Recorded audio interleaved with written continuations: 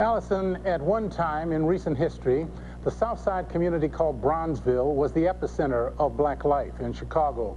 Its economy fueled in large part by a relatively victimless under-the-counter gambling game called policy. Until well after World War II, this illegal practice was controlled by black policy kings who reaped staggering profits from the nickels, dimes, and quarters bet each day.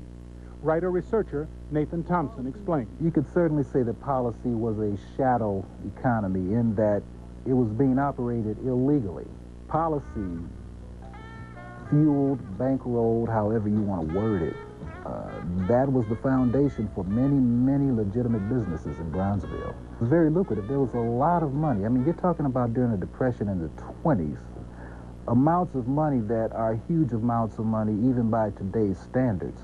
The profits from policy generated by these black racketeers helped to bankroll the careers of many businessmen, clergy, politicians, entertainers, and law enforcement officers, even sports figures. The difference between a racketeer and a gangster lives by the gun. A racketeer lives with a gun. A racketeer understands that he is operating in an illegal capacity. People are going to come looking for him. People are going to want his money. So he's got to have that gun to protect himself. By contrast, the gangster uses the gun to get what he wants. And that's exactly what killed the cash cow. In 1952, Ted Rowe, the powerful black policy lieutenant, was gunned down by white syndicate hitmen. The gangsters took over the lucrative black racket. That took a lot of the wind out of the sails. Why? Because Ted Rowe was the big brother of the neighborhood. This was the man. This was the guy that everybody stood behind.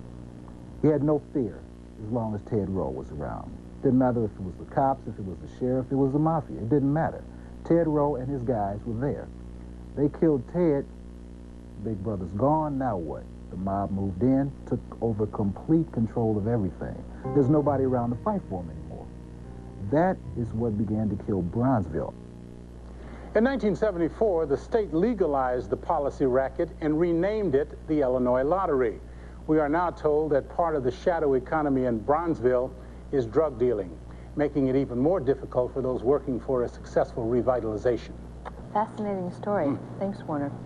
Big dogs, little dogs. Dogs with dreadlocks?